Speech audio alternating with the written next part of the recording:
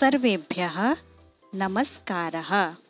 बच्चों, आज हम लोग सुरभि संस्कृत पाठ्यपुस्तक कक्षा सप्तमी के 10th पाठ को पढ़ेंगे। पाठ का नाम क्या है? मधुर वचनानी। वचनानी में बहुवचन है, मीठे वचन। ठीक है, अगर वचनम होता तो एक वचन रहता। अब यहाँ पे वचनानी है ना, तो बहुत सारे यहाँ पे अच्छे वचन लिखे गए हैं इस श्लोक में, इसीलिए पाठ का नाम है मधुर वचनानी। तो आइए इस पाठ को हम लोग शुरू करते हैं। नरस्याभरणं रूपं, रूपस्याभरणं गुणः, गुणस्याभरणं ज्ञानं, ज्ञानस्याभरणं क्षमा। फिर से एक बार। नरस्याभरणं रूपं, रूपस्याभरणं गुणः, गुणस्याभरणं ज्ञानं, ज्ञानस्याभरणं क्षमा। श्लोक में क्या बताया गया है आगे देखते हैं। अन्वयः। रूपम नरस्य आभरणम। रूपम, रूप अर्थात उसकी मनुष्य का रूप, उसकी सुंदरता। नरस्य मनुष्य का, आभरणम आभूषण है, उसका गहना है ना। रूप जो है मनुष्य का गहना है। गुणः रूपस्य आभरणम। लेकिन रूप का भी आभूषण क्या कहेंगे? रूप को भी जो सुंदरता दे वो क्या है? गुण है ना। आपके पास रूप है लेकिन आपके पास अच्छे गुण हैं तो उसके लिए गहने के तुल्य है ना। ज्ञानम गुणस्य आभरणम भवन्ति। अब गुणों का भी आवरण क्या है? गुणों का भी वो क्या चीज़ है जिससे गुण की भी सुंदरता बढ़ जाती है? तो वो है ज्ञान। और आगे कहा क्षमा ज्ञानस्य आभरणम भवति। क्षमा जो है वो ज्ञान की आभरणम मतलब गहना, भवती होती है। तो इसके विस्तृत अर्थ को देख लेते हैं। रूपम, रूपम अर्थात सुंदरता। मनुष्यस्य आभूषणम भवति, है ना। कोई मनुष्य सुंदर है तो उसके लिए आभूषण गहने के जैसा होता है ना। सुंदर इंसान को सब देखते हैं, लेकिन सुंदरता से भी ज्यादा जरूरी क्या है? तो आगे की लाइन में कहा गुणः सुंदरतायाः आभूषणम भवति। सुंदरता का भी भूषणम, भूषणम क्या है? उसका गहना क्या है? गुणः, गुण, अच्छे गुण जो है वो सुंदरता का आभूषण है। अब आगे कहा ज्ञानम गुणस्य आभूषणम भवति। और गुणों का आभूषणम अर्थात गुणों का गहना क्या है? ज्ञान है। आगे सहनशीलता, सहनशीलता च ज्ञानस्य आभूषणम भवति। और सहनशीलता जो होती है वो ज्ञान का गहना होती है, उसका आभूषण होती है। ठीक है, तो हमें अब इसके व्याकरण अंश को देख लेते हैं। देखिए, पहले नरस्य है, यहाँ रूपस्य भी एक जगह, गुणस्य है और ज्ञानस्य है। यहाँ सब में षष्ठी विभक्ति है और एक वचन है। ठीक है, तो इसको हम रहने देते हैं। सब जगह षष्ठी विभक्ति एक वचन है, तो ये हमको पता चल गया। आगे देखते आभरणम। तो आभरणम का अगर हम लोग पर्यायवाची देखेंगे तो आभरणम का हो जाएगा आभूषणम भी पर्यायवाची अगर एग्जाम में आए तो। रूपम, रूप का हम लोग विलोम में करेंगे तो कुरूप हो जाएगा। ऐसे आगे विलोम शब्द अगर हमें देखना हो तो गुणः का दुर्गुणः विलोम हो जाएगा। ज्ञानम का अज्ञानम। इसके साथ है नरस्याभरणम। तो यहाँ पे दो शब्द है, यहाँ पे दीर्घ संधि है। नरस्य प्लस आभरणम, तो यहाँ पे दीर्घ संधि का प्रयोग किया गया है। ऐसे ही सभी जगह पर है, जैसे रूपस्य आभरणम, तो रूपस्याभरणम कर दिया है, यहाँ पे भी दीर्घ संधि है। तो बस इतना ही व्याकरण अंश इस श्लोक में मुझे दिखाई दे रहा है। आगे हम लोग अगले श्लोक पे चलते हैं। हस्तस्य भूषणं दानं, सत्यं कंठस्य भूषणं, श्रोत्रस्य भूषणं शास्त्रं, व्यर्थं स्वर्णस्य भूषणं। फिर से एक बार देख लेते हैं। हस्तस्य भूषणं दानं, सत्यं कंठस्य भूषणं, श्रोत्रस्य भूषणं शास्त्रं, व्यर्थं स्वर्णस्य भूषणं। देखो, ये बहुत अच्छा श्लोक है। तो अन्वय क्या किया है, दानम हस्तस्य भूषणम, हाथ की शोभा किससे है, हाथ का आभूषण, मेन आभूषण क्या है, दान, है ना। दान देने से हाथ की शोभा बढ़ती है, हाथ अच्छे लगते हैं दान देते हुए। सत्यम कंठस्य भूषणम, कंठ का जो आभूषण क्या होता है, वो होता है सत्य, सत्य बोलना। शास्त्रम श्रोत्रस्य भूषणम, श्रोत्रस्य, श्रोत्रस्य मीन्स कान का, भूषण मीन्स आभूषण, है ना। शास्त्रम, शास्त्र है। स्वर्णस्य भूषणम तु, स्वर्ण के आभूषण तो व्यर्थम भवति, व्यर्थ होते हैं, ठीक है, यूजलेस होते हैं। क्योंकि लोग हाथों में भी गहने पहनते हैं, गले में भी गहने पहनते हैं, कानों में भी गहने पहनते हैं, लेकिन इन सबसे ज्यादा इम्पोर्टेंस इस श्लोक में किसको दिया गया है, हाथ के लिए दान को, और गले के लिए सत्य, और कानों के लिए गहना क्या है, ज्ञान है। तो इस तरीके से यहाँ पर वास्तविक गहना क्या है ये श्लोक में बताया गया है। आगे अर्थ देखते हैं विस्तृत रूप में। दानम हस्तस्य भूषणम भवति, दान जो है वो हाथ का गहना होता है, ठीक है। सत्यम कंठस्य भूषणम अस्ति, सत्य जो है वो कंठ मीन्स गले का, भूषणम अस्ति, भूषण मीन्स गहना है। ज्ञानस्य श्रवणम एव कर्णयोः भूषणम भवति, ज्ञानस्य, ज्ञान का, श्रवणम मीन्स श्रवण करना, ज्ञान को सुनना, एव मतलब ही, ज्ञान को सुनना ही, कर्णयोः कानों का, दो कान है इसलिए कर्णयोः, भूषणम भवति, कान का गहना क्या है कि हम अच्छी अच्छी बातें सुने, ज्ञान की बातें सुने। स्वर्णस्य आभूषणम तु व्यर्थम एव अस्ति, स्वर्णस्य सोने के, आभूषणम आभूषण तो मतलब तो, व्यर्थम एव अस्ति व्यर्थ ही है, यूजलेस है, ऐसा इस श्लोक में कहा गया है। देखो यहाँ पर हस्तस्य, हस्तस्य में षष्ठी विभक्ति है, एक वचन है, ठीक है। हस्त, हस्त को पाणी भी बोलते हैं संस्कृत में। अब है भूषणम, इसको आभरणम ऊपर आया तो आभरण भी बोलेंगे, आभूषणम भी बोलेंगे, ठीक है। अब इसके बाद है कंठस्य, तो कंठस्य में भी षष्ठी विभक्ति है, भूषणम का मैंने आपको पर्यायवाची बता दिया है। श्रोत्रस्य, तो श्रोत्र जो है उसको कर्णः भी बोलते हैं, यहाँ पे कर्णयोः आया है, ठीक है। आगे यहाँ पर कुछ भी मुझे व्याकरण अंश नहीं दिखाई दे रहा है, षष्ठी विभक्ति और द्वितीय विभक्ति का ही प्रयोग किया गया है। तो हम अब आगे के श्लोक में चलते हैं। यथैकेन न हस्तेन तालिका संप्रदद्यते तथोद्यमं परित्यज्य न फलं कर्मणः भवेत्। फिर से, यथैकेन न हस्तेन तालिका संप्रदद्यते तथोद्यमं परित्यज्य न फलं कर्मणः भवेत्। अर्थ देख लेते हैं, पहले अन्वय। यथा, यथा मीन्स जैसे, ठीक है। एकेन हस्तेन, एक हाथ से, तालिका, तालिका मीन्स ताली, क्लैपिंग, न संप्रदद्यते, नहीं बजती है ना।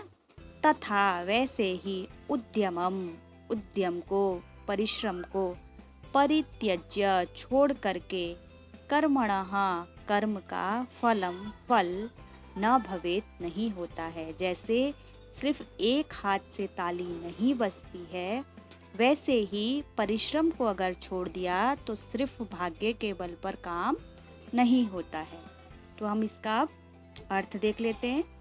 यथा एकेन हस्तेन एव तालिका वादनम न भवति, यथा जैसे, एकेन हस्तेन एव, एक ही हाथ से, है ना। एकेन हस्तेन एव, एव मतलब ही, एकेन हस्तेन एक ही, है ना, एक ही हाथ से, तालिका वादनम न भवति, ताली नहीं बजती है। तथैव वैसे ही, परिश्रमम त्यक्त्वा, परिश्रम छोड़कर, केवलम भाग्येन एव, केवल भाग्य से ही, कार्यस्य फलम, कार्य का फल प्राप्तम प्राप्त न भवति नहीं होता है। ठीक है, तो सिर्फ क्या बोला है इसमें कि जैसे एक हाथ से ताली नहीं बजती है, वैसे ही बिना परिश्रम के केवल भाग्य के भरोसे रहने से काम पूरा नहीं होता है। तो हम लोग यहाँ पर ऊपर देखते हैं यथा एकेना, यथा प्लस एकेना यथैकेना, यथा मीन्स जैसे, और ये एक अव्यय शब्द है। न मतलब नहीं, ये भी एक अव्यय शब्द है। हस्तेना, हाथ से तृतीया विभक्ति है, एक वचन है। तालिका, ताली यहाँ पे स्त्रीलिंग है। ठीक है, तथा वैसे, तो तथा अव्यय शब्द है। उद्यमम, उद्यम को बोलेंगे परिश्रमम, है ना, परिश्रमम उद्यमम, ये समानार्थी शब्द है। परित्यज्य या त्यक्त्वा, छोड़ करके, परि यहाँ पे उपसर्ग लग गया तो परित्यज्य, और त्यक्त्वा दोनों का मीनिंग सेम ही हो जाएगा। परित्यज्य छोड़ करके, त्यक्त्वा मीन्स भी छोड़ करके। यहाँ पे ल्यप प्रत्यय लग गया है परित्यज्य में, और यहाँ पर कत्वा प्रत्यय है त्यक्त्वा में। फलम, फल, कर्मणः, कर्म का, भवेत मतलब हो। तो इतना ही यहाँ पे व्याकरण अंश है, और आगे अब हम चलते हैं। यस्य नास्ति स्वयं प्रज्ञा शास्त्रं तस्य करोति किं, लोचनाभ्यां विहीनस्य दर्पणः किं करिष्यति। फिर से, यस्य नास्ति स्वयं प्रज्ञा शास्त्रं तस्य करोति किं, लोचनाभ्यां विहीनस्य दर्पणः किं करिष्यति। श्लोक का सामान्य अर्थ देखते हैं। पहले अन्वय, यस्य स्वयं प्रज्ञा न अस्ति, यस्य जिसके पास, स्वयं की, स्वयं मतलब खुद की, प्रज्ञा मतलब बुद्धि, न अस्ति नहीं है, जिस मनुष्य के पास खुद की बुद्धि नहीं है मतलब समझ नहीं है। शास्त्रम तस्य किम करोति, शास्त्रम शास्त्र, तस्य उसका, किम क्या, करोति कर सकते हैं। जिसके पास खुद बुद्धि नहीं है तो शास्त्र उसका क्या कर सकते हैं, अर्थात कुछ नहीं कर सकते। लोचनाभ्याम विहीनस्य, लोचनाभ्याम मीन्स नेत्रों के, विहीनस्य विहीन जिसके पास नेत्र नहीं है, ऐसे लोगों के लिए दर्पणः, दर्पणः मीन्स मिरर, किम करिष्यति क्या कर सकता है। जिसके पास आंखें ही नहीं है तो दर्पण उसकी क्या सहायता कर सकता है, क्या कर सकता है दर्पण उसके लिए, अर्थात कुछ भी नहीं कर सकता है। अर्थ देखेंगे, यह मनुष्यः बुद्धेः प्रयोगम न करोति, यह मनुष्य, जो मनुष्य, बुद्धेः बुद्धि का, प्रयोगम न करोति प्रयोग नहीं करता है, शास्त्रेषु लिखितम ज्ञानम तस्य किम, शास्त्रों में लिखे हुए ज्ञान, तस्य किम अपि हितम कर्तुम न शक्नोति, उसका, तस्य मीन्स उसका, किम अपि कुछ भी, हितम मीन्स सहायता, कर्तुम कर, न शक्नोति नहीं सकते, है ना। जिस मनुष्य के पास खुद की ही बुद्धि नहीं है तो वो कितना भी शास्त्र देख ले, वो शास्त्र में लिखी हुई बात उसका कुछ भी सहायता नहीं कर सकते हैं। यथा जैसे, नेत्राभ्याम विहीनस्य, नेत्रों के बिना, है ना, नेत्र विहीनस्य नेत्रहीन व्यक्ति के लिए, दर्पणस्य मतलब दर्पण का, मिरर का, कश्चित अपि कोई भी, लाभः न अस्ति लाभ नहीं है। अगर कोई अंधा मनुष्य है तो दर्पण उसके लिए क्या कर सकता है, कुछ भी नहीं कर सकता है। ठीक है, तो यहाँ पे देखते हैं यस्य, यस्य मीन्स जिसके पास, नास्ति, न प्लस अस्ति, नास्ति नहीं है, न अस्ति तो हो गया नास्ति। स्वयं खुद की, प्रज्ञा, प्रज्ञा का अर्थ है बुद्धि, समान शब्द देखेंगे तो बुद्धि। तस्य उसका, तो ये यहाँ पर तत् का टेबल है और षष्ठी विभक्ति एक वचन है। करोति क्री धातु है, लट लकार है, प्रथम पुरुष है, एक वचन है। किम है, किम का टेबल है, प्रथम पुरुष एक वचन है और प्रथमा विभक्ति है। लोचनाभ्याम नेत्राभ्याम, है ना, आंखों को लोचन भी बोलते हैं और नेत्र भी बोलते हैं, और आंखों को नेत्र भी बोला जाता है। तो हो गया लोचन, नेत्र, नयन, तीन हो गए ना इसके पर्यायवाची। विहीनस्य, हीनस्य, विहीन, हीन, नेत्र विहीन, है ना, नेत्र नहीं होने वाले। दर्पणः मीन्स मिरर। किम करिष्यति, करिष्यति क्री धातु है, लृट लकार है, प्रथम पुरुष है और एक वचन है। ठीक है, तो अभी हमारी सिलेबस के हिसाब से यहाँ पर इतना ही ग्रामर है। अब हम आगे चलते हैं। 5th श्लोक है, विद्या ददाति विनयं विनयात् याति पात्रतां पात्रत्वात् धनमाप्नोति धनात् धर्मं ततः सुखम। फिर से, विद्या ददाति विनयं विनयात् याति पात्रतां पात्रत्वात् धनमाप्नोति धनात् धर्मं ततः सुखम। अन्वय, विद्या विनयम दधाती, अर्थात विद्या जो है वो विनम्रता देती है। विनयात, विनयात मीन्स विनम्रता से, पात्रता याति, पात्रता मीन्स योग्यता आती है, एबिलिटी आती है मनुष्य के साथ। पात्रत्वात् धनम आपनोति, पात्रत्वात् मीन्स अगर आपके अंदर एबिलिटी है, योग्यता है, तो क्या आएगा, उससे धनम आपनोति, धन की प्राप्ति होती है। आपनोति प्राप्नोति, प्राप्त होता है। धनात् धर्मम, धन से क्या आता है, धर्म होता है, धर्म के काम होते हैं, किससे, धन से। ततः सुखम, और उसके बाद सुख की प्राप्ति होती है। ठीक है, इसके विस्तृत अर्थ को देखते हैं।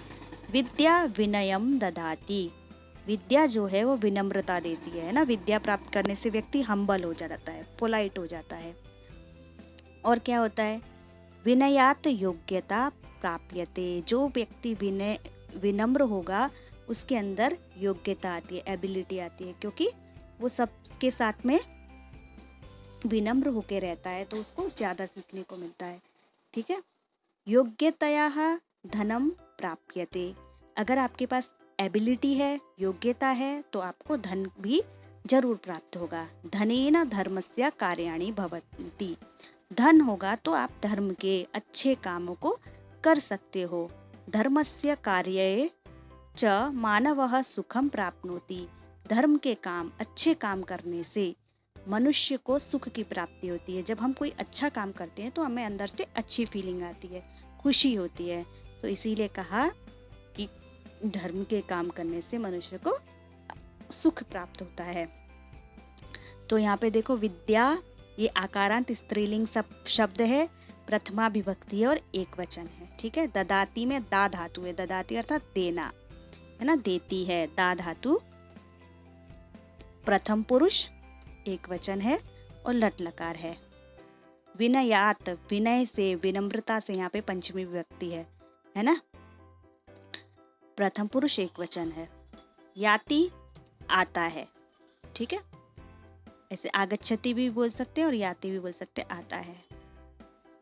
आगे, पात्रत्वात्, पात्रता से, योग्यता से, धनम आपनोति, धन प्राप्त होता है।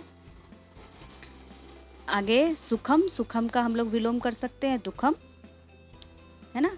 पात्रता, अपात्रता, है ना। तो यहाँ पर हम इतना ही ग्रामर अंश को देखेंगे। तो इसी के साथ ही धन्यवादः, नमो नमः।